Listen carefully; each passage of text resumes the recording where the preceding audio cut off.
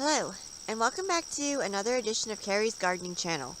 Today is August the 17th, 2018, and I wanted to show you, this is a rose mallow.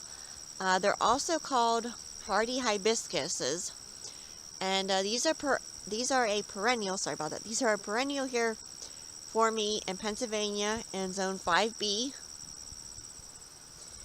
and I'll show you here. Now these flowers normally only last a day, and there are different varieties to choose from. We do have a white one, which I will show you then, and we also have the clown, and we do have the Lord Baltimore. That's a real big red one. It gets a real big red flower on it. I don't think that one's blooming yet. We have to thin some of the stuff out around it. But these get pretty big, and this does multiply. I don't know, you can't really see it too good back in there. But I've actually had these, with this particular variety, it dropped the seeds off, and they came up in my flower bed and gave me more plants. So I think I have like 2 or 3 plants of this now just in my flower bed.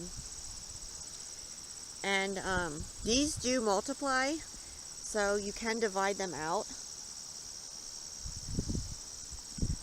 And I like the real big flower on them. So if you have issues like growing the tropical hibiscuses and you want, a hardy one, I would go with a rose mallow. I mean, the flowers are a lot bigger than your normal tropical hibiscuses, but this one here you can just let out all year round. It'll die back in the winter time and in the fall after like the frost hits it, and then it'll come back later in spring. Now what you want to do with these is after the frost hits them, do not cut down the stalks.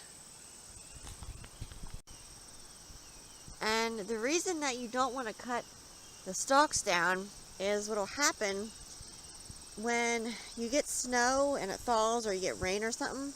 It'll actually go down into the hollow stalks from them being cut, and it will rot the root system out. So you want to leave your stalks up after after the foliage dies on them and stuff. And I actually don't cut mine down until I start seeing the new growth coming with these the next year. So I'll show you the white one here real quick. Okay, so here's the white one, and you can see how big they are. Now this one here kind of fell over some for us.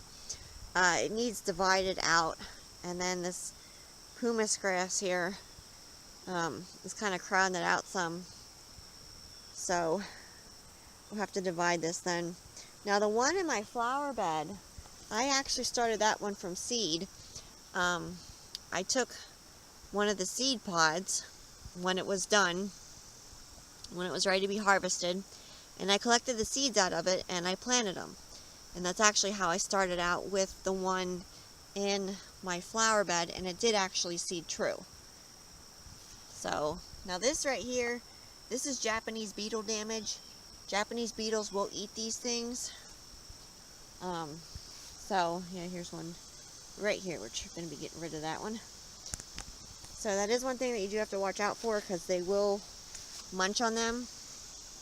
But these plants are, in my opinion, they're really carefree. I don't do anything special with them, really, with the exception of letting the stalks up after the frost and stuff kills the foliage, so that they don't get root rot by going down into the hollow stems. And another thing that I want to add is there are many different varieties of your rose mallows, and they get different heights, so make sure that you check the height out on them before you do plant them, because you don't want to put something really tall where you need something short at. And another thing, make sure you check the hardiness zone of the one that you're going to be buying for the planting zone that you're in. So that's really important that you do that. If you're in a really cold climate and you get a plant that's not for your zone and you let it out like over the winter or something, most likely, unless you'd have like a mild winter, it's not going to come back. So just make sure that you know your growing zone and you check the tags to make sure that it should be hardy for your area. Now, sometimes you can get a really unusual cold year, and it can actually take you below your normal temperature zones for your specific area, and you will sometimes lose some things. That's just something that happens because you don't know what the weather's always going to bring for you for winter time. Sometimes it can be really cold, other times you can get like a milder winter.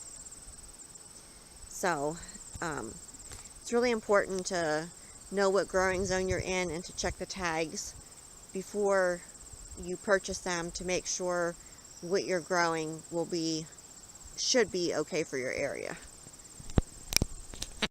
I just wanted to share this with you today. If you like my video, please like, comment, subscribe. If you have any questions, you can leave them below and I'll try and answer them for you. Please don't forget to hit that little notification button. That'll tell you as I put a new video on. Thank you for watching and I hope you have a nice day. Bye.